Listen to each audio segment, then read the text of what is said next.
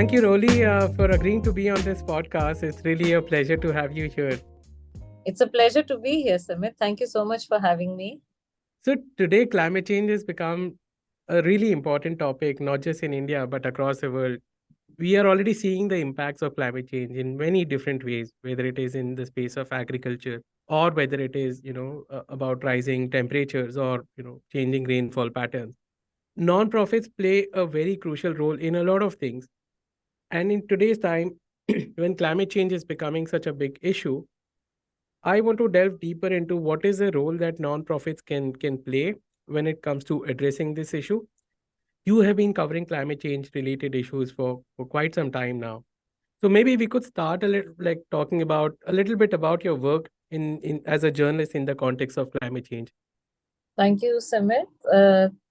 So I have reported on the impact of climate change on some of the most marginalized communities of India.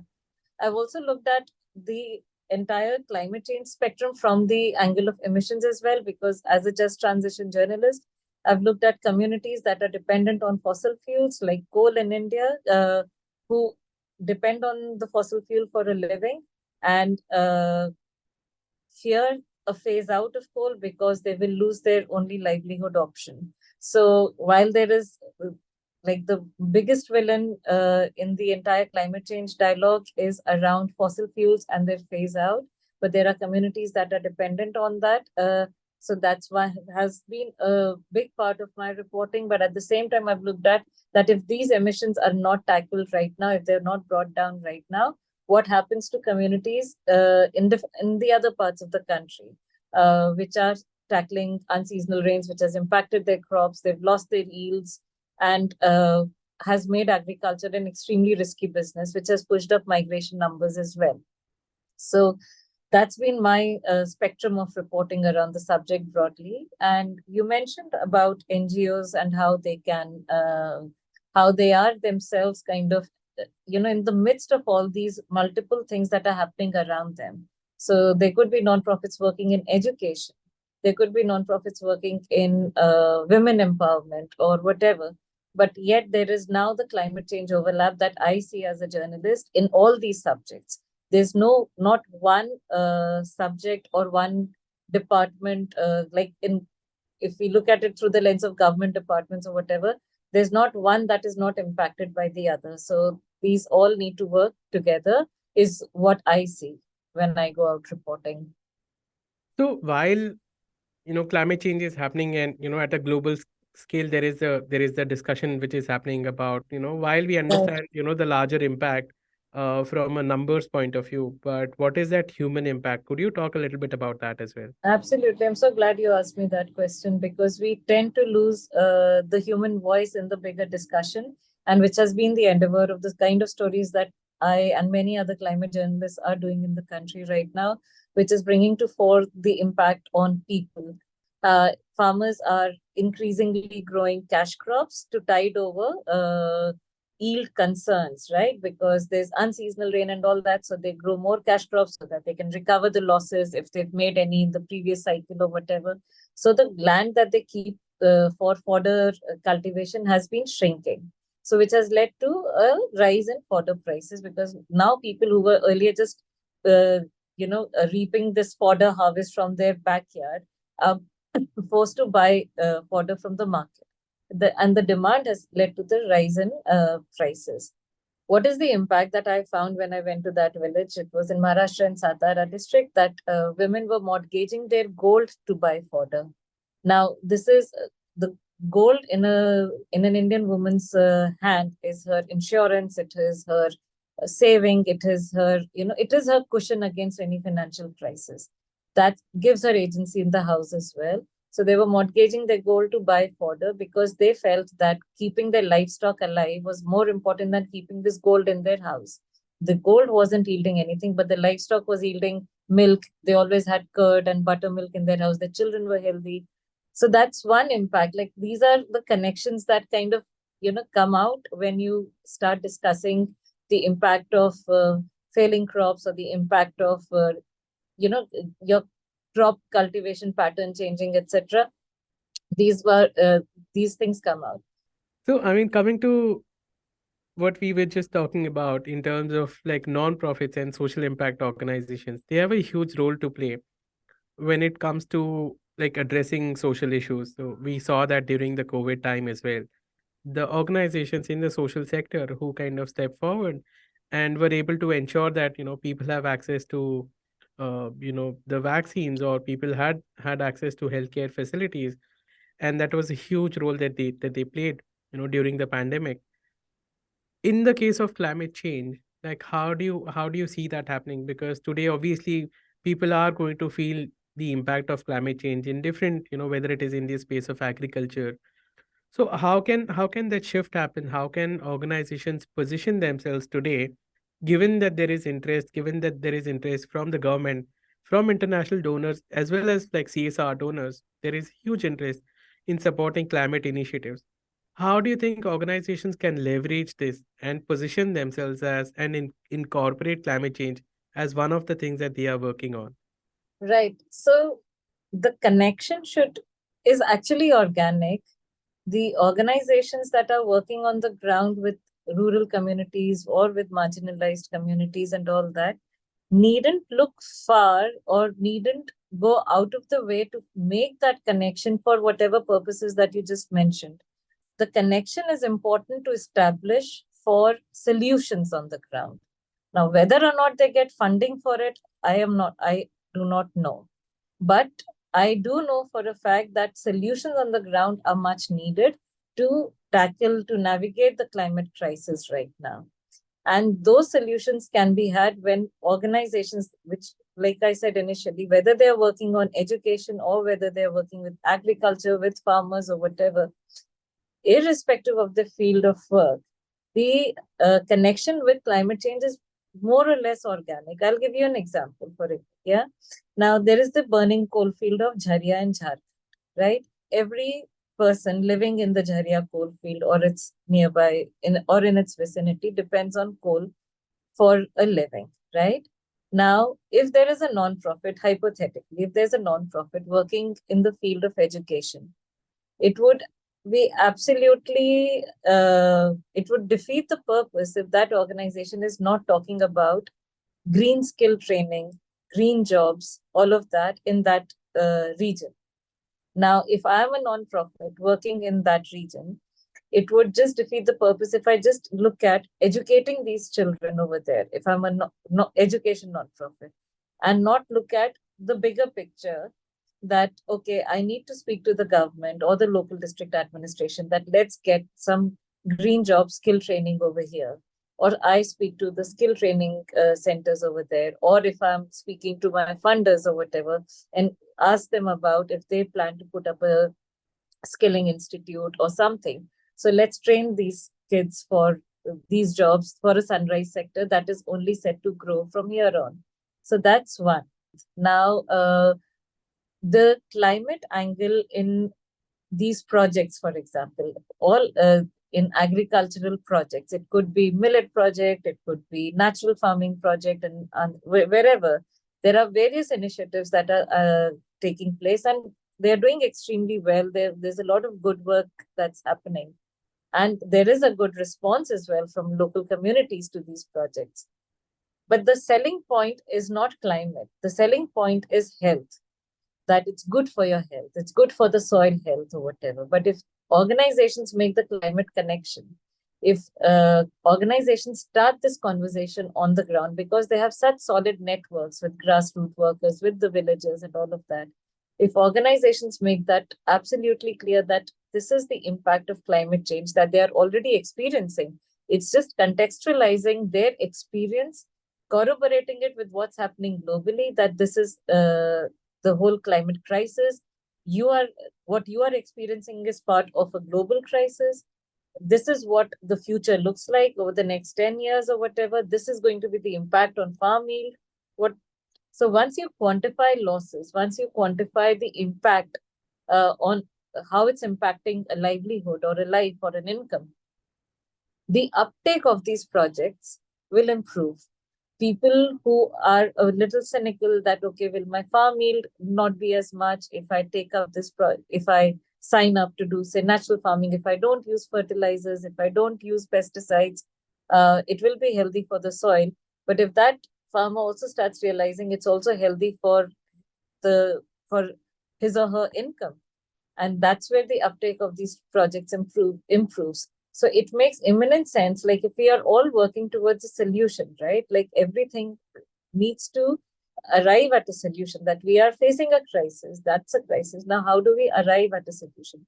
The solution is in connecting these ongoing conversations with the larger climate dialogue, and speaking to people that you're working with, that non-profits are working with, telling them about, like I said, contextualizing what they're experiencing in the global dialogue, so that they understand that they are not isolated in their experience. B, what they are experiencing is not an aberration, but more or less a norm, and it's only going to worsen in the years to come.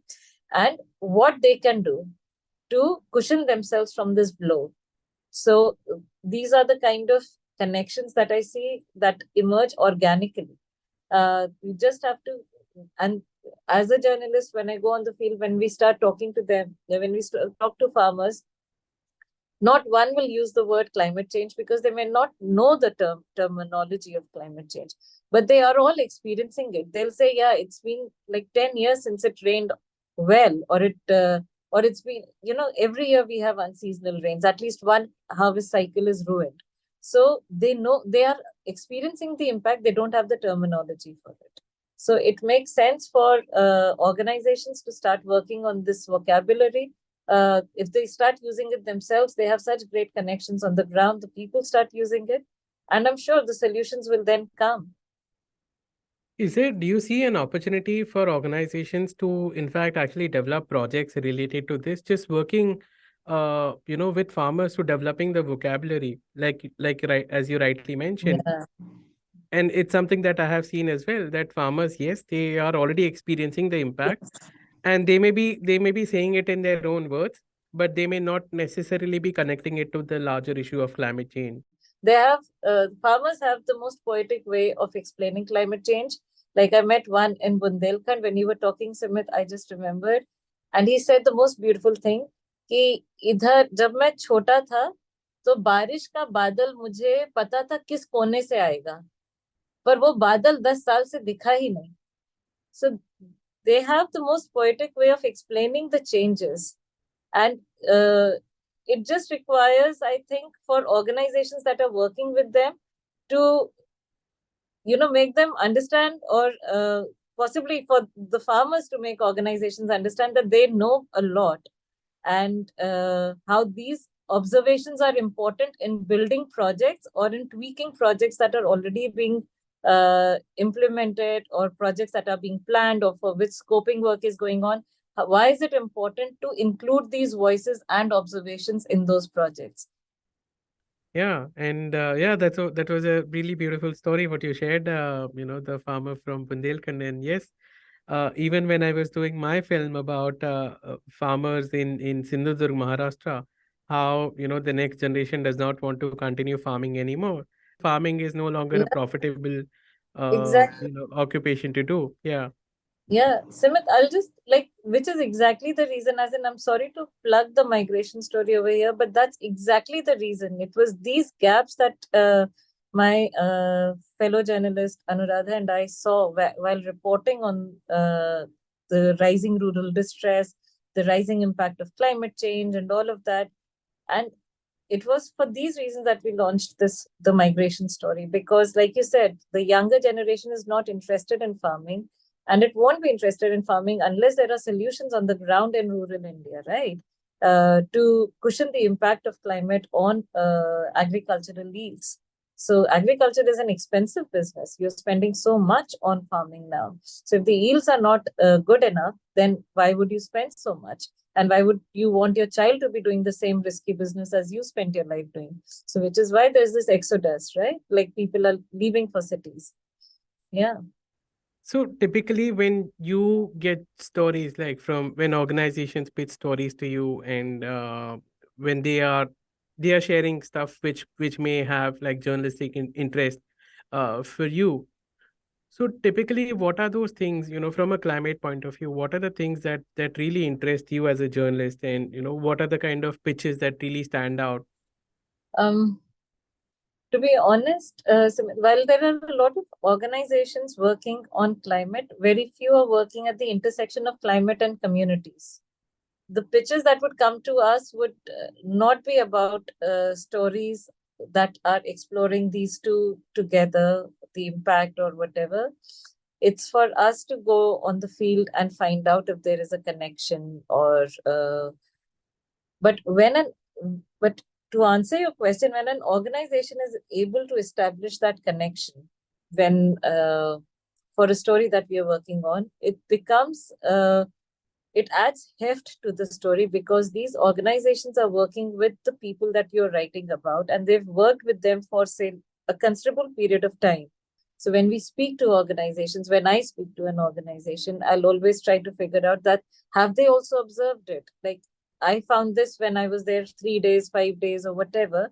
But have you also observed this because you've been there like for the last 10 years? And then they'll say, yes, of course. So you have made that connection, just that it does not figure in the conversation that you have initiated with the journalist. Right. Yeah. I think the issue is also because, like, a lot of times organizations may know about the issue, or they may have seen the connection, but they may not necessarily think that that is important for a journalist. Yeah. You know, and I think it's a process that they will have to, like, organizations will have to be mindful of. Yeah. But if I could ask you, what are the things that you think would actually help them? Like, how can they start looking at it from, that angle, or like the way you are looking at it?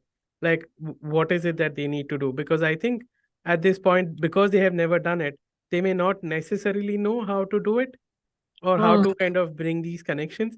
But are there any things that you think could sort of help them like make these connections in a more sort of effective way, and like basically being more aware about these connections? I think just tuning into the climate dialogue, like the kind of reporting that's going in and drawing parallels to the work that they are doing. That would be a first step, I think. I can't say this enough, because I feel that a lot of nonprofits, they are doing excellent work, but they are focused on the area of work, which is great. But I think if they just have to engage a little more and a little differently with people who they are already working with, the people are absolutely comfortable talking to them. I think the effort also has to come from climate think tanks or people working in the climate space to engage with nonprofits who they would not engage with, thinking that they're not working in climate. So it's not just for the nonprofits to work differently or to include climate in their work or whatever. It's also for the larger climate community to engage nonprofits in the kind of work that they are doing, or they think these nonprofits will add value to the conversation. So the engagement has to be from their end as well. Right. Yeah, I think that has been a very meaningful conversation, and yeah, it was lovely to speak to you as always. And it was good to kind of talk about like this issue, because while there is a lot of debate and discussions that are happening around climate change, I think the one part that is being missed right now, which I see needs to come out a lot more, is basically looking at the human impact of climate change. What is the actual impact of on the people, people at the grassroots level, people in villages, what is the impact that they are having, or they are having to face because of climate change. I think that is one piece which is missing right now, and I'm glad I had the chance to speak to you about on this topic. Thank you again, Simit, for having me. It was a very good discussion, and an important one. And I'm sure once non-profits start integrating climate in their conversations, in their work, life becomes a little easier for climate journalists also, because we will then get the kind of voices and quotes and perspective that we so badly need to build our stories, because ground reporting is only half the battle. We have to kind of corroborate what we see as the ground reality with the experience of those who are working with the communities in those regions. So yeah, great conversation, and thank you.